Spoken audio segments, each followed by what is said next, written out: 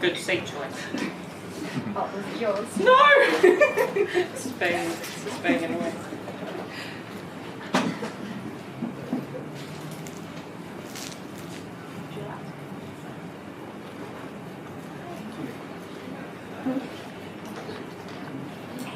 Oh. Come and sit down. Come up front. Josh. No, not doing it. That's okay. Josh. Yeah. Fantastic. Kia ora everyone, welcome to Creative Mornings October edition. We're very excited because I can see a lot of faces that I've never seen before here. Who has never been to Creative Mornings? Look at that, that is good going, I'm very pleased. Who has gone to Creative Mornings many times before? Yeah, cool. Nice. Well, of course you have. Fantastic. So, welcome to 257 if you've never been here before, and welcome to Creative Mornings, where we get someone from Wellington doing really cool, interesting things to share a little bit of their life, a little bit of their mahi with you. I'm just going to jump through the next slide. Is it going to work? Oh, yay! So, our theme for this month is endurance. And I've got a little spiel to share with you about endurance, and this is chosen by, who is it chosen by? It's not in the message, it's okay. Endurance is the unwavering flame that burns within us, illuminating a path through darkness and uncertainty. It is the quiet strength that emerges when challenges test our limits, urging us to push beyond what we thought possible. Endurance is not a mere moment, but a relentless spirit that whispers, keep going, when the world feels heavy. In a world that values instant gratification, endurance is a reminder that the most rewarding victories are born from patience and perseverance. It is the ability to rise even when we fall, and to embrace the transformative power of persistence. So let us celebrate the tenacity that resides within us. For in the face of adversity, it is endurance that leads us towards the summit of our potential. So that is a beautiful theme that globally everyone this month is speaking to. So as always, we couldn't do these talks without our sponsors and our supporters. So thank you All Good Oat Milk for our OT goodness and our coffee, 257 for the beautiful space, Sarah on the camera taking your photographs today, eating some toast, Hype Entertainment, so we've got Andy here sitting here on the camera making us look good, and Paper People Pixels down here doing a live illustration of today's event, so you'll be able to see that later on our Instagram and Facebook, etc. Liberty Blends for our beautiful tea, Coffee Supreme to keep you caffeinated and somewhat awake this morning. I think I needed it a lot this morning. Antipodes for the beautiful water still and sparkling, and Fix and Fog peanut butter. I knew we were talking about the fandom for Fix and Fog before.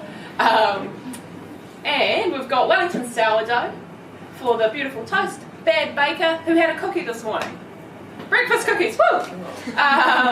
We've got Colourcraft for the name tags. So I've got some new ones printed, and I aim to kind of get relatively theme-based ones, so that's the plan. And 6 barrel soda for our speaker gifts. And a particular shout out to Nada Bakery this month, who's come on as a sponsor to provide us with a gluten-free loaf every month for our gluten-free folks.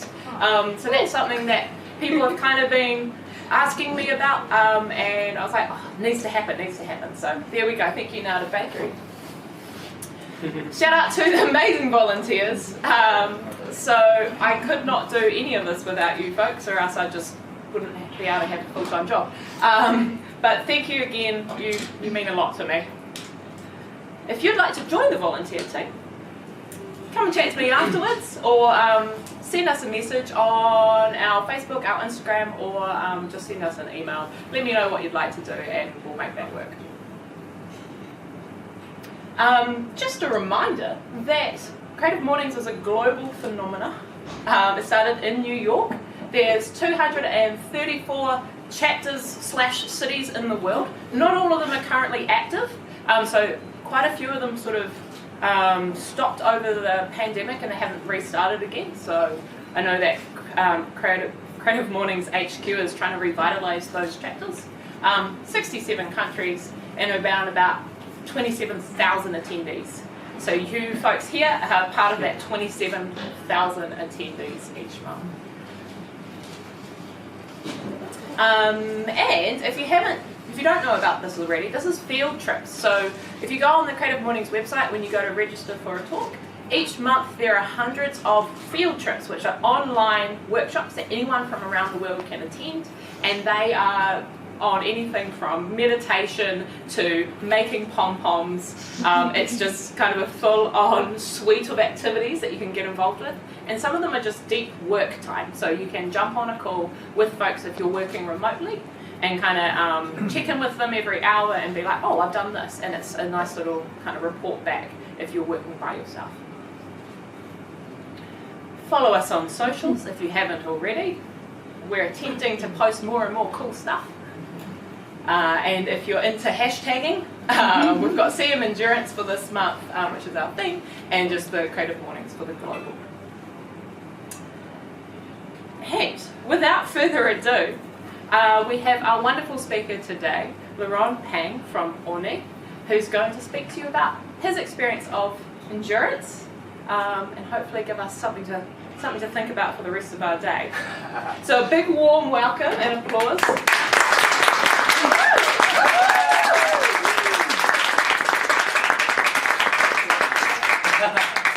Close to my coffee. Cool. Thanks, Christine. And yeah, thanks for having me. Thanks, guys, for giving me your attention this morning. It doesn't go unappreciated. My name's Laurent. I'm going to be talking to you guys about the theme of endurance today and how I learned that life is an endurance event and not a sprint. I am someone who loves going at high pace. I love the energy, I love intensity, but that's come at quite a big cost to me. I've run into burnout a few times, and so I just want to share with you a few of those stories, and I hope that it's helpful for you in some way. Hopefully it's interesting. So the first time I experienced burnout, for some background, when I was growing up, I was one of those kids that I think had a lot of promise. Well, that's what my teachers always told me in my report cards. Laurent's full of potential. He could do so much more if he just puts an effort in. If he just tried. And for me, I didn't want to try. It came with all these pressures and expectations that I was honestly just quite intimidated by. My family migrated here from Hong Kong when I was 6. And traditional Asian family, the expectations and pressure was pretty heavy. So my response as a kid was I just didn't want to engage with that. I didn't want to try. I just avoided it. So everything I did, I didn't try. I didn't want to try. I didn't want to engage. That is until around 13 or 14, I started a new hobby called Muay Thai. That's a form of kickboxing. And this is the first time I was like, oh my god, I love this thing. I really want to try at this thing. I love the training. It's quite intense. It's full of energy. I love the people, the environment. I had fantastic coaches as well. And yeah, this was the first time I think I found an obsession, a passion, where I wanted to actually devote all my energy to it, put all my eggs in that basket, basically. And my mindset going into that was, yeah, if I just trained as hard as I could all the time, I'd be successful. I daydreamed of being a professional fighter. It was more of a plan than a daydream. I was pretty serious about it. At one point, I would run to town, 7 kilometers, train in the morning, go to school, nap through my classes. My grades really suffered at this point as well, so everything comes at a cost. I would go back to training. And sometimes there'll be a double session, so there'll be another 3 hours of training. And yeah, so I was just sprinting full force, trying to get good at fighting. Felt quite desperate. I desperately wanted to be successful in this. It's the first time I really tried at something, so yeah, balance went out the window. It was just this one point of focus. I didn't notice how abnormally tired I was getting, abnormally exhausted. And my temper was just getting through the roof as well. I already had a bit of a temper issue as a kid. and I was just getting too snappy. Like I would throw tantrums like you wouldn't believe, like just the shapes I'd make on the floor, you know, contorting. I didn't know how to really control that. Anyway, that got pretty much out of hand. Then one night, I would have been like only 14 or 15 at this stage, but I remember waking up at around midnight, and I needed to go to the toilet, which is a bit odd for me. I never needed to go like number 2, middle of the night. I'm usually on a tight schedule, you know, so this was a bit odd. I remember there's like a narrow corridor to the toilet from my bathroom, and walking down this corridor, I really felt like the wall had like gravity or something. I was just collapsing into it, like I couldn't walk straight. I was just on the wall the entire time. And I was a bit confused at this point as well. I had just kind of woken up. Anyway, I get to the toilet, and I don't even make it to the seat, but I just collapse. And I didn't even realize, but I had actually already soiled myself before I even got to the toilet. Didn't even know. At this point, pretty weak, pretty confused. I actually remember it feeling like I was going to die. I was just so confused by this whole sensation, like I'd lost control of my body, you know, that helplessness.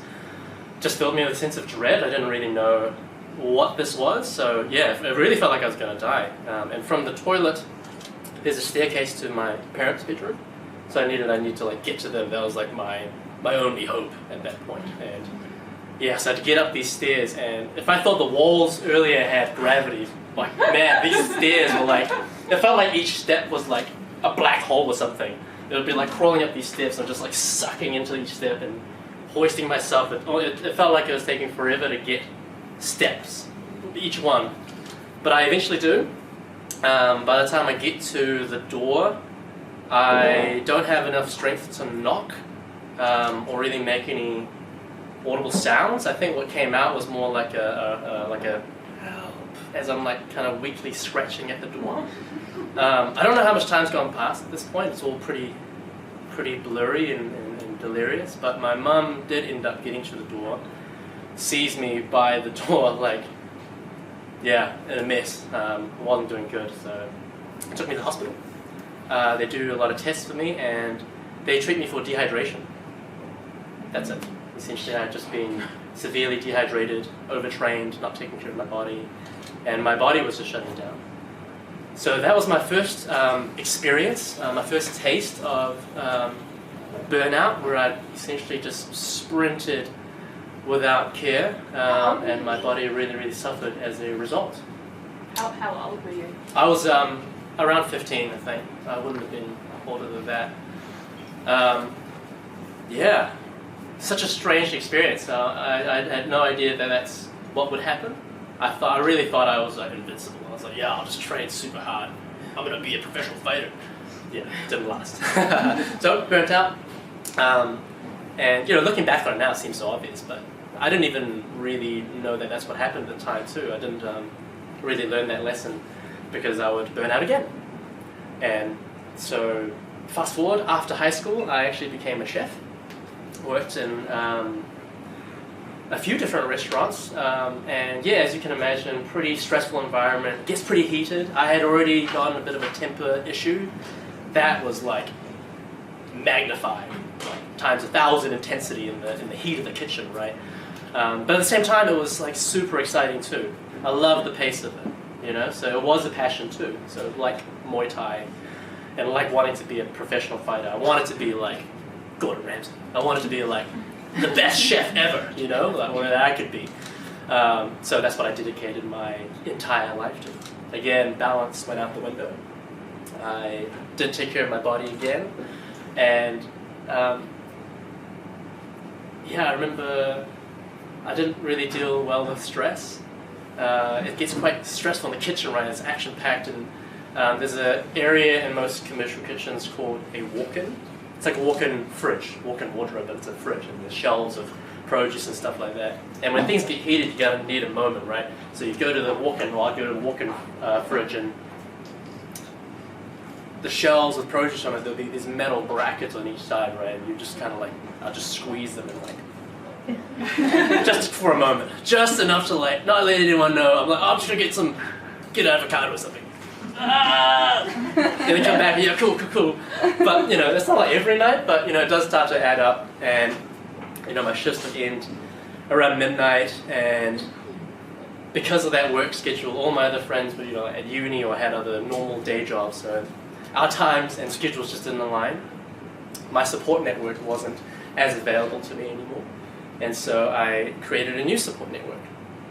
I found drugs and alcohol, because what else is sort of around at that time? Late night, hospo crowd.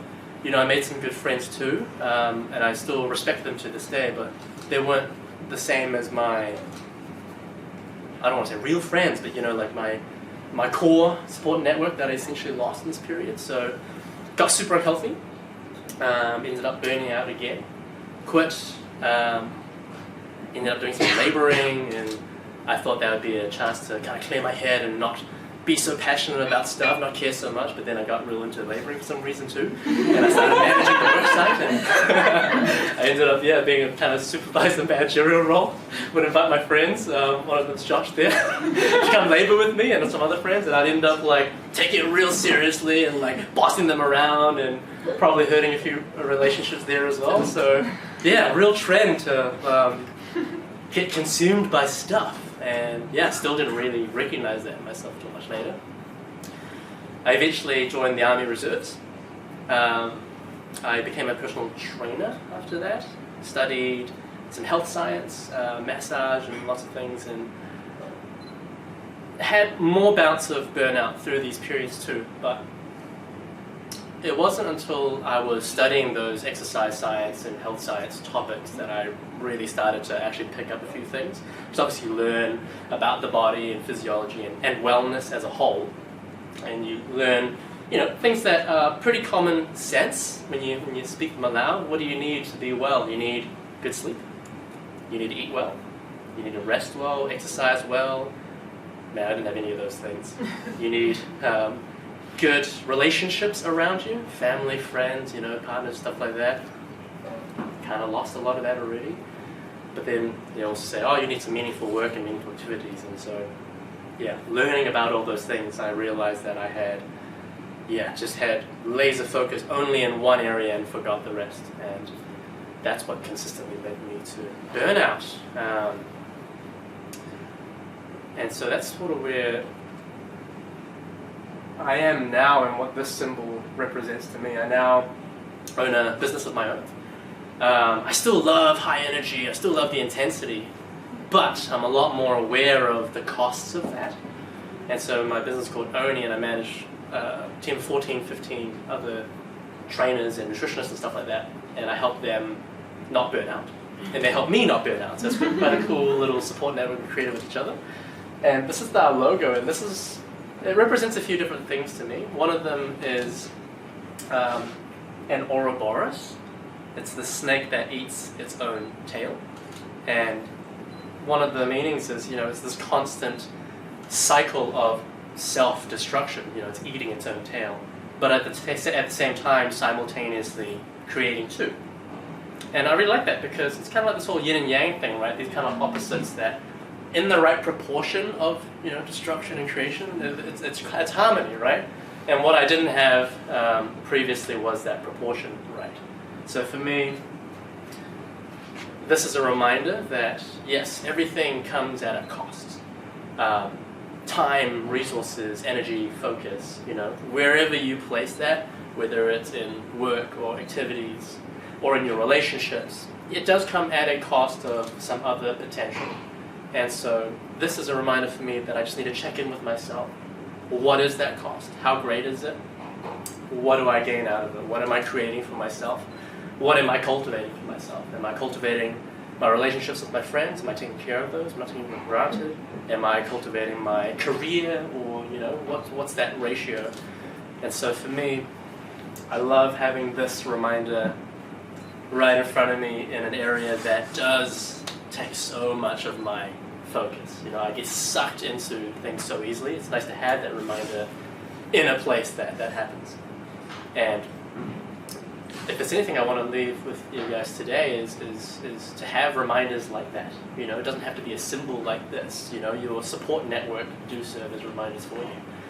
for me, I've started to learn what my patterns are. You know, I've started to pick up on cues in myself. I get exhausted, I get angry, I get snappy. Some people get very low and sad and other things. For me, it's pretty much quick to anger. And it's hard for me to notice that on my own. I need people around me who I can trust, who can notice and give me that feedback, you know. So my team are, now and then are like, hey man, you seem a little bit stressed. You feel good? And I'm like, true. My bad, bro. and that's just nice, you know. Like, obviously I have to put in the work to accept that too. Previously I may not have. I'll be like, oh no, don't worry about it. I can handle it.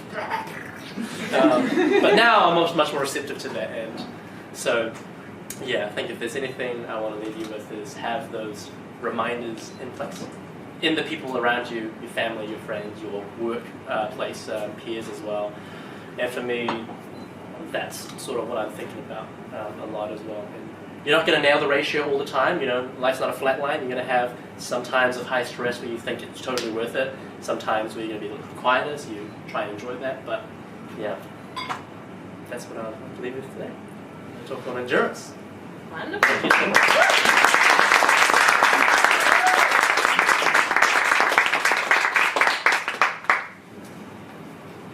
Thank you so much for being so open and authentic with your journey, because I didn't know necessarily, I knew vaguely what to expect obviously, but I didn't know all the detail you're going to go into, and I actually loved it. It was so beautiful to hear that authenticity, so thank you for sharing. Are there any questions? Oh, yeah. What was the push to study health science and going back to study just in general? There's a few different reasons. I was doing the army thing, and I love that training too. I think, probably noticed I love density, high-paced stuff, so I love that training, and I actually got obsessive about that too. I was like, yeah man, I'm going to be a soldier for life. So I was training up for these overseas exercises. The New Zealand Army is actually really cool. You get all these opportunities to do stuff, and you get to sign up for stuff. But most of the cool stuff overseas is you need a security clearance for.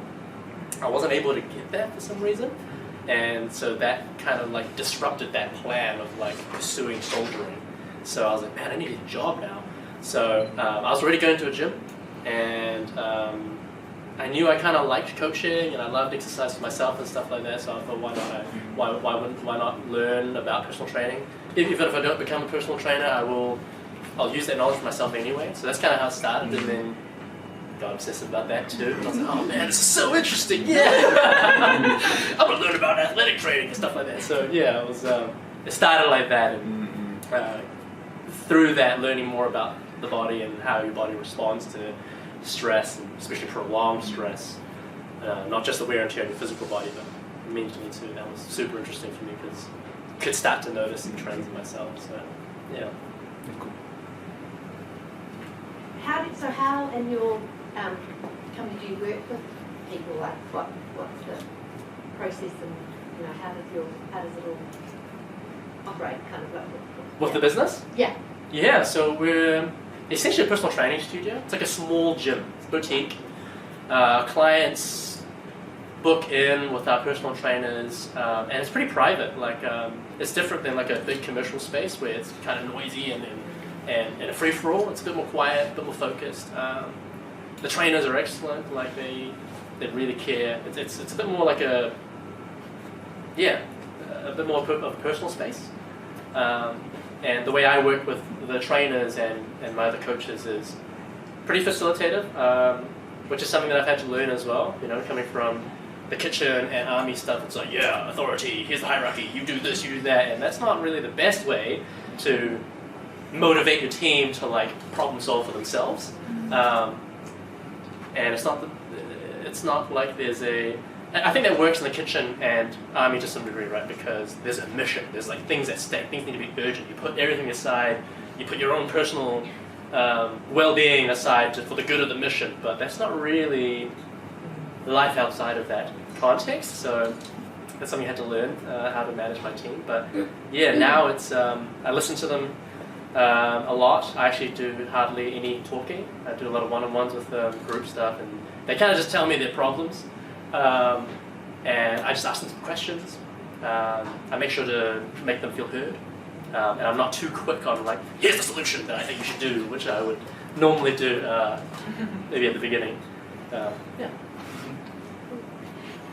Is there any specific things you do when you kind of acknowledge, like, okay, I think I'm burnt out. What are the next steps of like getting out of this kind of rut? Yeah, still figuring that out. There's a couple of things I've tried.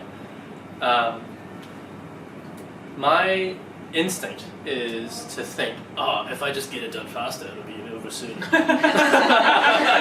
There's this like pile of stuff that needs to happen. That's stressing me out. I just need to get it done. But obviously that might push me further into that burnout space. So I'm still figuring it out, but right now what's working well is I do have a really solid team around me. Not just professionally, but also my friends and stuff too. So I'm talking to them a lot more. And they're also really willing to help as well. I don't usually ask for that much help, but they've kind of learned that, and they offer to help. They're like, hey man, should I do this? And I'll be like, actually, yeah, that'd be great. Or something like that. So I'm still learning that, but yeah, having a really good support network around me, professionally and in my own personal life, has been probably the thing that's like helped me out of burnout the most. Aside from just like, oh, just get it done. Which sometimes works, because yeah, you get it done and it's like, oh yeah, sweet. And now it gets sick. One is like, oh, finally, I'm done. But yeah, good support. That's, yeah. What's been the most challenging thing about setting up your business, and how have you gone about dealing with those challenges?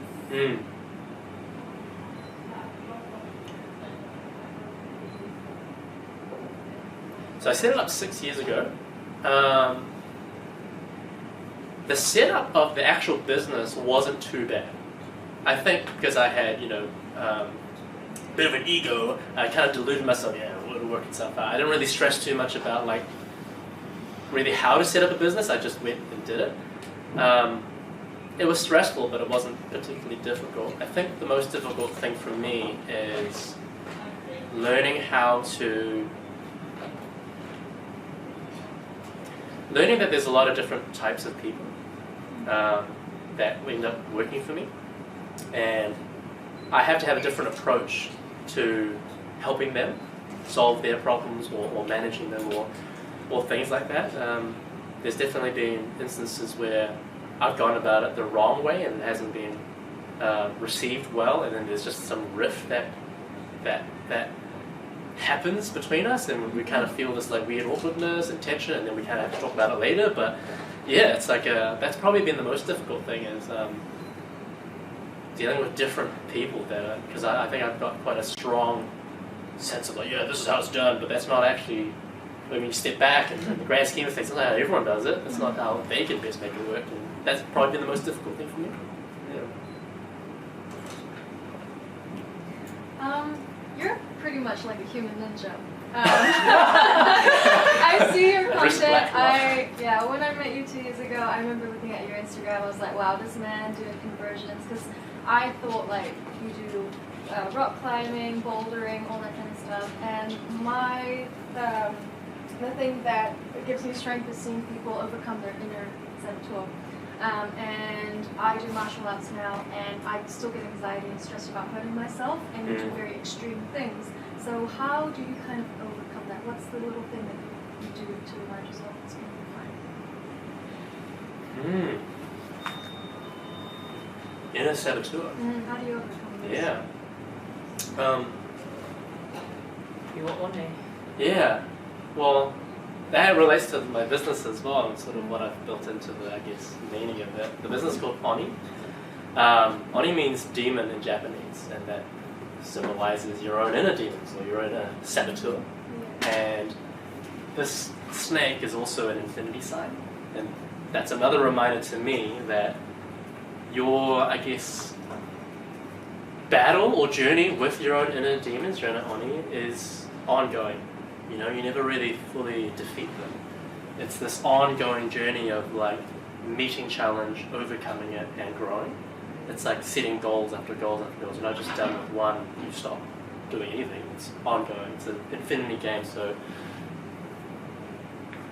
I think having a sort of mindset where you're curious about that saboteur as well, and you're not too hard on yourself for having those thoughts, because I think the thing about your inner demons or your own saboteur is like, it's still a voice of yours, you know, as much as you're like at war with yourself and you're like, do this thing, I don't want it, I'm scared, do it anyway, or like, stop burning out, I love it though. It's like a toxic relationship too, right? So you can't just cut it completely, you have to figure out a way to collaborate with it, or at least acknowledge it, own it, accept it, and I think about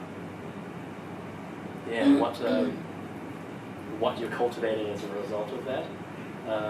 With injuries, that's pretty tough too. There's always a risk of injury in everything you do. You know,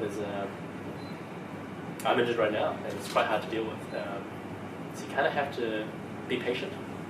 That endurance theme comes in as well. You know, when Christine, you were talking about the meaning, patience came up, and that really struck a chord with me. I was like, yeah, true. I have to be more patient when setbacks come. That sort of thing. Yeah. You must have a purpose. Can you tell us what it is? Yeah, I feel very purposeful. I don't know exactly what it is in words, but I feel very driven. What do you want to leave in the world? Yeah. Something to do with helping people. I think that's very rewarding for me. I've gotten the most satisfaction in my life, I think, from seeing others succeed. And I think feeling like I've contributed in some way, you know, I know that's somewhat selfish as well, but yeah, that's what fills me with joy and it leaves me very satisfied. So I think that's what I'm driven by quite a bit. Like, I love working with my team. I love seeing them grow. It's quite rewarding. So I think that's, if I had to say anything, that would be a purpose that I think, I can say. Yeah. So you say you used to be a chef, and how do you feel when you decide to move from one of your passionate, well-experienced career to a brand new career, which brand new professions? Yeah, it was quite difficult because I love food. I love preparing food. I love preparing food for others as well. I think something about seeing people happy as well. As I love making food for people. I remember towards the end of my chefing career, I kind of hated it though. Like, I think that was the burnout that I ran into. It's like I turned this passion that I was so obsessed about, and I ended up hating it, at least for a time. So the change happened pretty easy, to be honest, because I was like, I just have to remove myself. I hate life right now. I hated who I was at the time. I hated the job. I hated the people I worked with. It was just like, oh man, not good. So, I somehow ended up turning a passion into something I didn't like. So that's what I felt like I needed a change. Yeah, and then I rediscovered the passion for food afterwards. Yeah.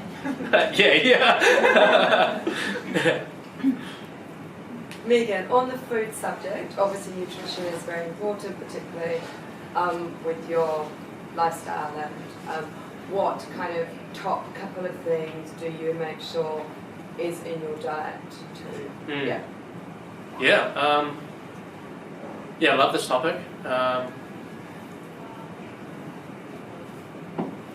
It sounds super basic, but everything in moderation. Make sure you get a good balanced plate.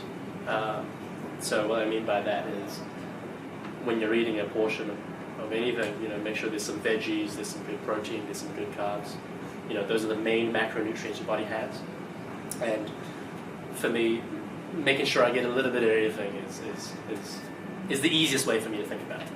I've done the whole like counting macros and counting calories. I'm gonna bodybuild, so I need like 2 times body weight of grams of protein and like amino acids and blah, blah, blah. And it's just like, oh man, this is a bit heavy. Like, what am I gaining out of this? It's sacrificing a lot of my time.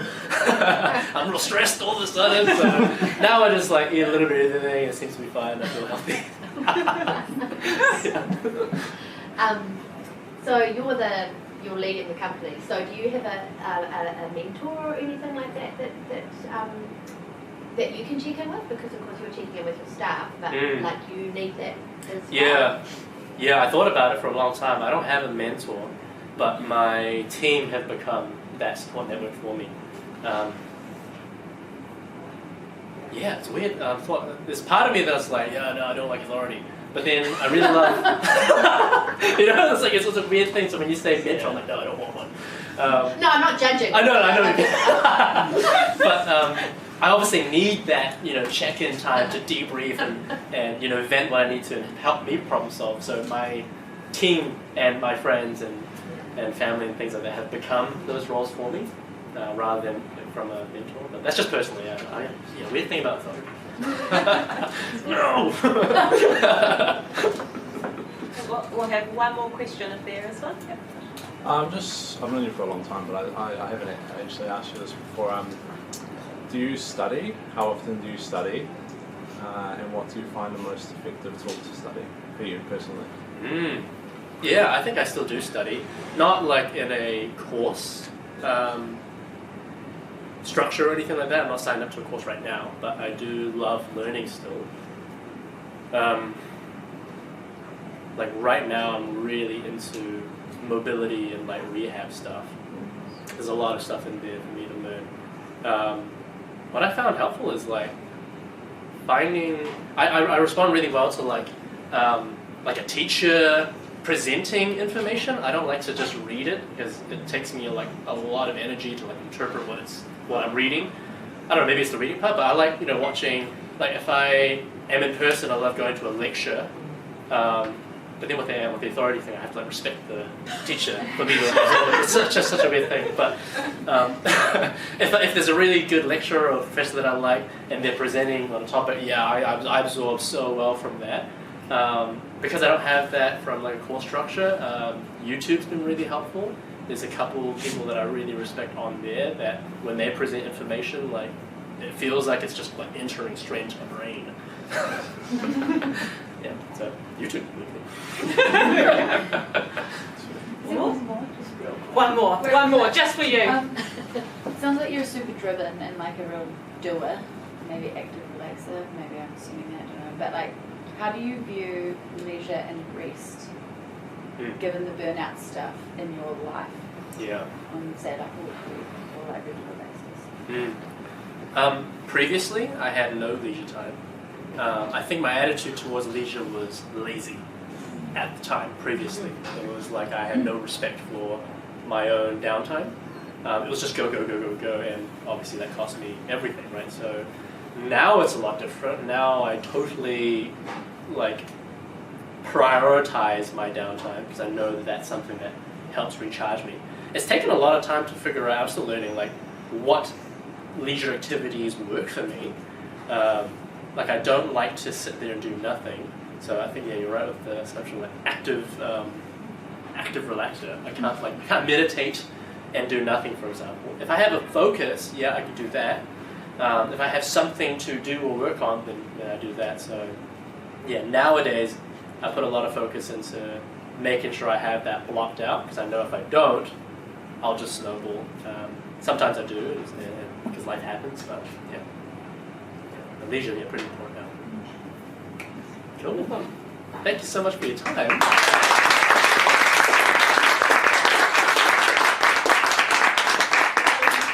you so much. I love how applicable, like obviously you're from like the well-being fitness industry, but how applicable all of your advice and your story is to kind of complete everyone. Like it's all something we've experienced, kind of like hitting the wall, being like, I need to do this thing, I can't. So thank you so much for sharing it. Follow Ornette and Laurent on Instagram and everything. Head along to his gym if you're keen and interested. And next month, the theme is rhythm. So I'm in talks at the moment with a sound artist, and it will hopefully be maybe something a little bit different, maybe a little bit of collaborative music making, you know. So look out for information about that next month. But yeah, thank you so much for coming. My name is Christine, in case you didn't catch that originally. And I hope you have a wonderful Friday and enjoy your weekend. Thank you.